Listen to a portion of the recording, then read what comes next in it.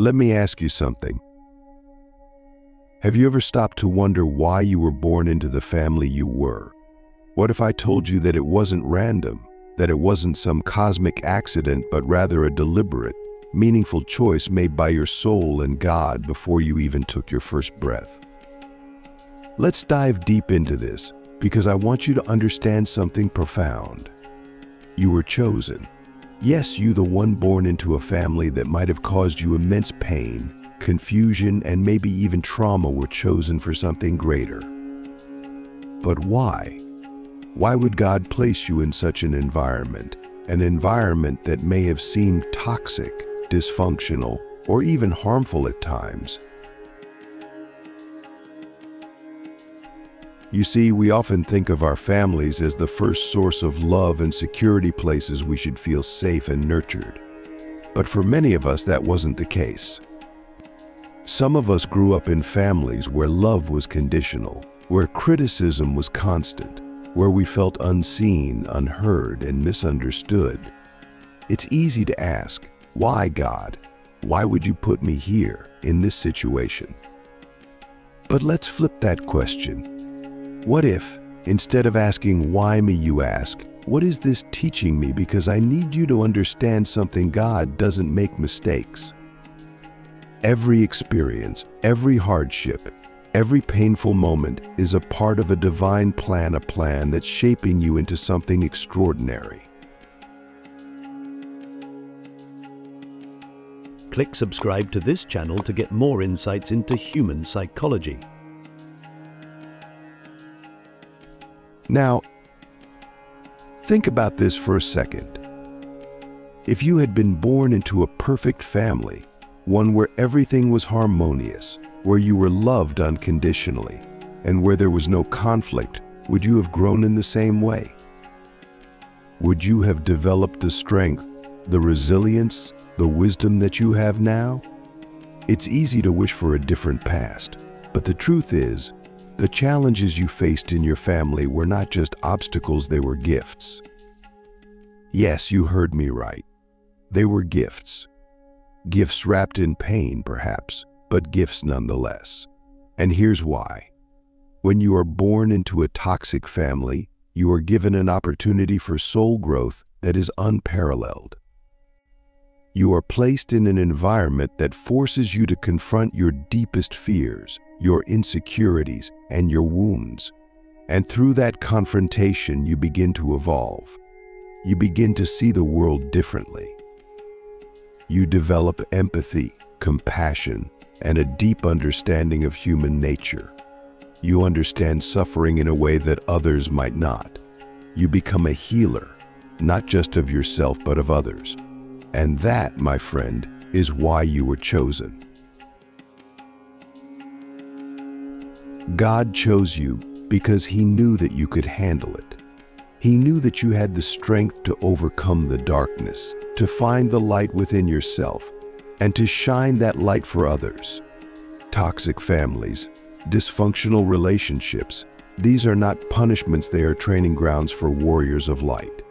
And you are one of those warriors. But let's not sugarcoat it. It's not easy. It's not meant to be easy. Growth rarely is. There will be times when you feel like giving up, when the weight of your family's dysfunction feels too heavy to bear. You might feel isolated, like no one understands what you've been through. But let me tell you something, you are never truly alone. God is with you, guiding you, even in the moments when you feel the most abandoned. I want you to think about the metaphor of a diamond. A diamond doesn't start as a shimmering, flawless gem. It begins as a piece of carbon, raw and unrefined. And it is only through immense pressure and heat that it transforms into something beautiful, something valuable. The same is true for you. The pressure you've experienced, the emotional heat you've endured, these are the forces that are shaping you into the diamond you are meant to be. But here's the thing about toxic families, they often mirror back to us the parts of ourselves that we need to heal. The people who hurt us the most, who trigger us the most, are often our greatest teachers. They show us where our wounds are, where we still have work to do. And while it's incredibly painful to see those parts of ourselves reflected in the people we love, it's also an opportunity for deep healing. So instead of asking why you were born into this family, ask yourself, what am I here to learn? What is this experience teaching me about myself? Because the moment you shift from victimhood to empowerment, from why me, to what can I learn, everything changes. You begin to see the toxicity not as something that defines you, but as something that refines you. You begin to understand that your family's dysfunction is not a reflection of your worth, but rather an invitation to transcend it. You are not here to repeat the patterns of your ancestors. You are here to break them. You are here to heal generational wounds, to end cycles of abuse, neglect, and suffering. That is your mission, and that is why you were chosen.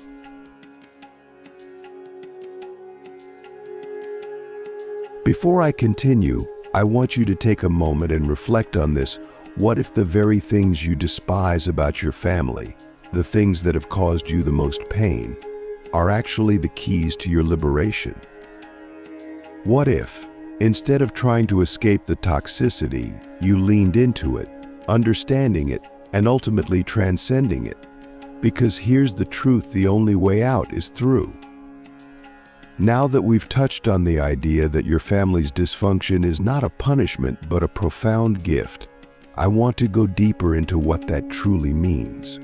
I want to explore how the pain you've experienced in your family can be alchemized into something powerful, something sacred. Because here's the truth: the suffering you've endured is not just meant to break you down, it's meant to break you open. It's meant to awaken something within you that could not have been awakened in any other way. Let me ask you, have you ever looked at your pain and asked, what is this pain here to teach me? It's a hard question. I know. Most of us want to run from pain, not sit with it. But the thing about pain is that it contains wisdom. It contains messages from your soul, from God, that are trying to guide you toward your highest self. And when you ignore the pain, when you try to numb it or push it away, you miss out on the lessons it has to offer you.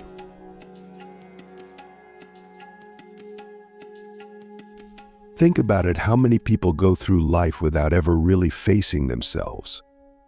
How many people live on the surface, never diving deep into their own psyche, their own emotions, because they're too afraid of what they might find? But not you. You were born into a situation that forced you to confront the darkness head-on. You were given no choice but to face the parts of yourself and the parts of your family that most people spend their entire lives avoiding. And that is where the alchemy begins.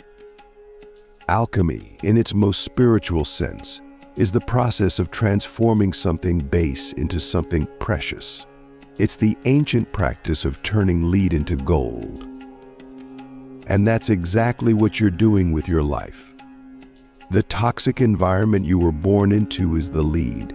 It's heavy, it's dense, and it's painful. But it's also full of potential. And your job as a chosen one is to take that lead and turn it into gold. To take the pain, the dysfunction, the trauma, and transmute it into wisdom, strength, and compassion. But how? How do you take the toxicity and transform it into something sacred? The first step is awareness. You have to become aware of the patterns in your family, the cycles of behavior, the inherited beliefs, the emotional wounds that have been passed down from generation to generation. You have to see them for what they are, without judgment, without blame. This is not about pointing fingers or playing the victim. This is about recognizing the patterns so that you can break them. Because here's the thing: what you don't heal, you pass on. If you don't confront the toxicity within your family, it will continue to show up in your life, in your relationships, and possibly even in the lives of your children. So, awareness is key, but awareness alone is not enough. You also have to be willing to do the inner work. You have to be willing to go deep within yourself and heal the wounds that your family has triggered. And that's not easy. It requires courage, vulnerability, and a willingness to feel the pain that you've been avoiding. But here's the beautiful thing: when you do the inner work, when you heal yourself, you also heal your family. You not only break the cycles of dysfunction, but you also create a new legacy, one of healing, love, and transformation. And this is where I want to pause for a moment and ask you something. What if you are the one in your family who was chosen to heal the generational wounds? What if your soul agreed, before you were even born, to take on this immense responsibility? What if the very reason you were born into this family was so that you could be the one to break the cycle and create a new path for future generations? Think about that for a moment. How does that change the way you view your family? How does that change the way you view yourself? You see, toxic families often carry deep, unhealed wounds that have been passed down from one generation to the next. These wounds can manifest as abuse, neglect, addiction, or emotional dysfunction. And if no one steps in to heal these wounds, they continue to get passed on like a dark inheritance. But you, as a chosen one, have the power to stop that cycle. You have the power to heal not only yourself, but also your entire ancestral line.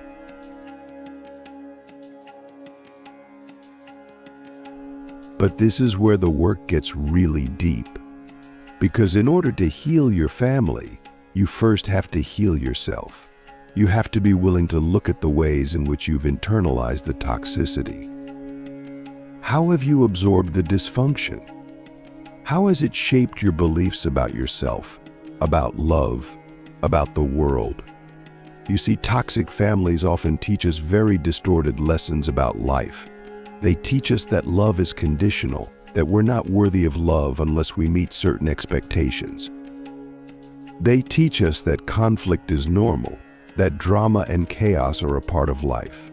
And unless we consciously unlearn these lessons, we end up repeating them in our own lives.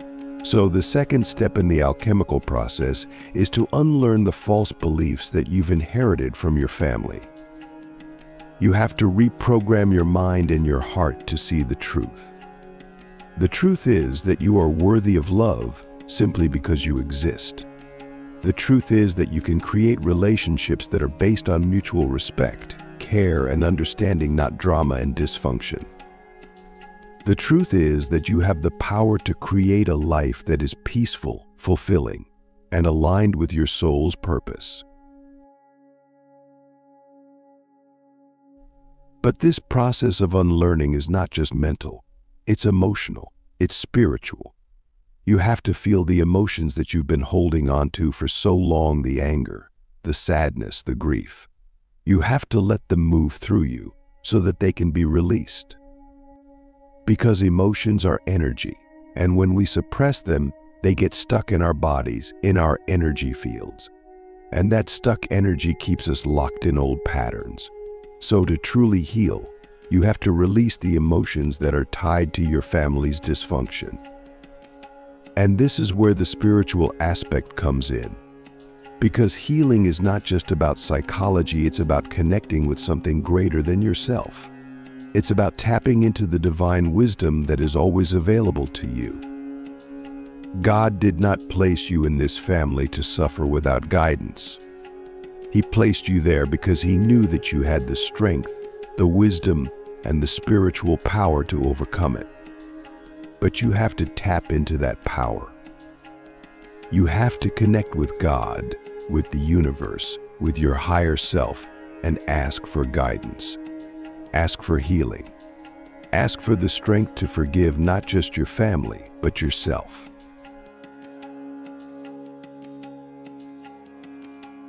Because the final step in the alchemical process is forgiveness. Forgiveness is the ultimate act of transmutation. It's the act of turning pain into love. And I know it's not easy.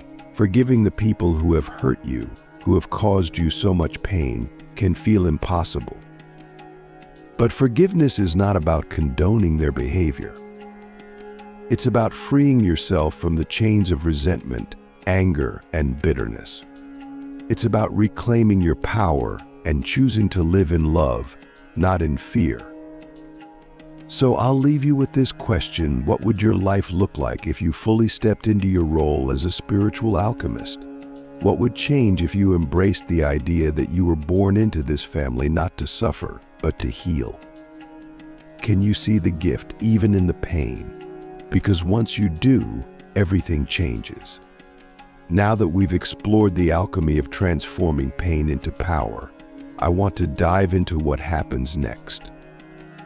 After the healing, after the awareness, after the forgiveness, what does it mean to truly step into your role as a chosen one? Because make no mistake, being chosen comes with immense responsibility. It's not just about healing yourself, it's about stepping into a higher purpose, a divine mission that goes beyond your personal journey. It's about becoming a spiritual master, someone who not only transcends their own suffering, but also guides others toward their own healing and awakening. But let's be real for a moment. This path is not for the faint of heart. Being chosen doesn't mean your life will suddenly become easy or free from challenges. In fact, it often means the opposite. It means that you will continue to face trials, but these trials won't be random or meaningless. They will be opportunities for you to further refine your soul, to deepen your wisdom, and to expand your capacity for compassion and love. So, why were you chosen? Why were you born into a family that may have caused you so much pain? It's because God saw something in you that perhaps you couldn't even see in yourself. He saw your strength, your resilience, your ability to rise above circumstances that would have broken others. And He knew that through your journey, you would not only heal yourself, but also become a beacon of light for others who are walking the same path.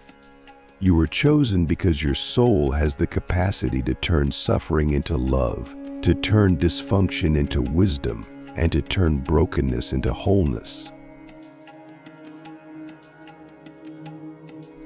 But let me ask you something. What does it mean to be whole?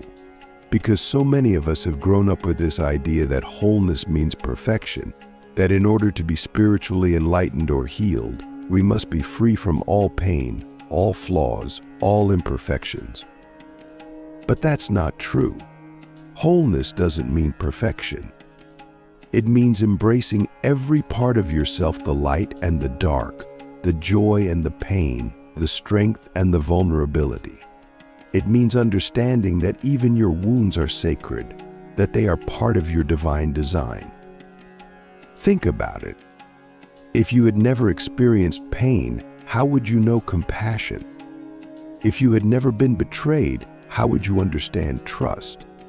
If you had never felt lost, how would you appreciate the feeling of being found? Your wounds are not mistakes. They are portals to deeper understanding, deeper empathy, and deeper connection with the divine. And when you begin to see your wounds in this way, they no longer hold power over you. Instead, they become sources of strength. But here's the thing, being a chosen one also means that you will have to walk a path that not everyone will understand.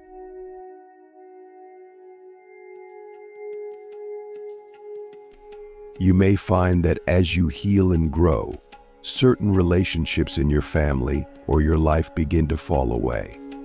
This is one of the hardest parts of the journey, because as you evolve, as you step into your purpose, not everyone will come with you. Some people may resist your growth. They may try to pull you back into old patterns, old dynamics, because your healing makes them uncomfortable. It forces them to confront their own unhealed wounds, and not everyone is ready to do that. So, what do you do when your spiritual growth creates distance between you and your family? How do you navigate the tension between wanting to heal and grow and wanting to maintain relationships with people who may not understand your journey? This is where boundaries come in. Boundaries are not about shutting people out or abandoning your family. They are about protecting your energy, your peace, and your spiritual well-being. You can love your family from a distance. You can hold space for them, pray for them, and wish them well, but you do not have to allow their toxicity to infect your life. This is part of your spiritual mastery, learning how to balance compassion with self-respect, how to love without losing yourself. And let's talk about love for a moment, because this is where everything comes full circle. The ultimate lesson that toxic families teach us is about love. Not the conditional, transactional love that many of us were taught growing up, but real, unconditional love, the kind of love that doesn't depend on someone else's approval, behavior, or validation. The kind of love that God has for you. The kind of love that you are here to embody and share with the world. Unconditional love starts with yourself. You cannot give what you do not have. So the first step in becoming a spiritual master is learning to love yourself unconditionally, even the parts of you that are messy, broken, or still healing. This is not a narcissistic love. It's a deep, spiritual love that recognizes your inherent worth, your divine nature. It's the kind of love that says, I am enough simply because I exist, and once you have that love for yourself, you can begin to extend it to others, including your family. This doesn't mean you have to accept their toxic behavior or allow them to hurt you. It means that you can see them through the eyes of compassion, understanding that their dysfunction comes from their own unhealed wounds. It means that you can forgive them, not for their sake, but for yours. Because forgiveness is the key that unlocks the door to your own freedom.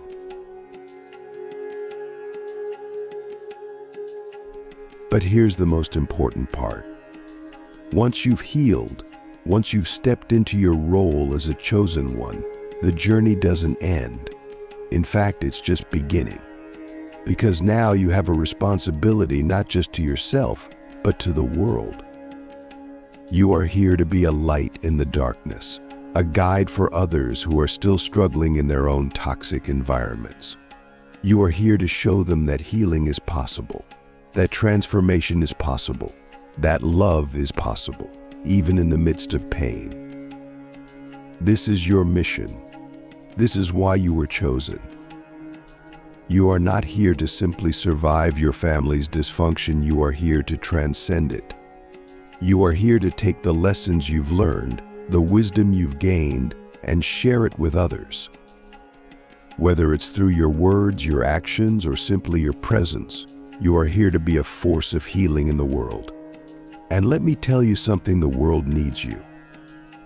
There are so many people who are stuck in cycles of pain, who don't know how to break free from the toxicity in their lives. They need someone like you, someone who has walked through the fire and come out the other side. Someone who can say, I understand your pain, but I also know that there is hope. I know that there is a way out.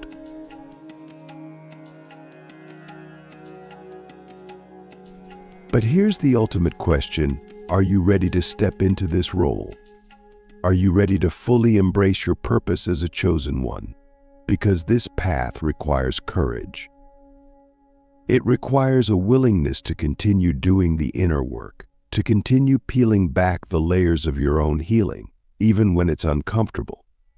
It requires you to lead by example, to live in alignment with the truth that you've discovered. But if you can do that, if you can fully step into your power, there is no limit to what you can achieve. You will not only transform your own life, but you will also create a ripple effect that will touch the lives of everyone around you.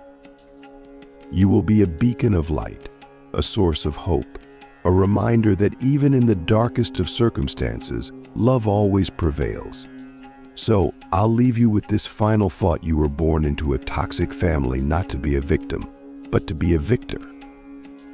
You were chosen because you have the strength, the wisdom, and the spiritual power to rise above your circumstances. You were chosen to heal, to transform, and to inspire others to do the same. This is your path. This is your purpose. Embrace it fully and watch as your life and the lives of those around you are forever changed.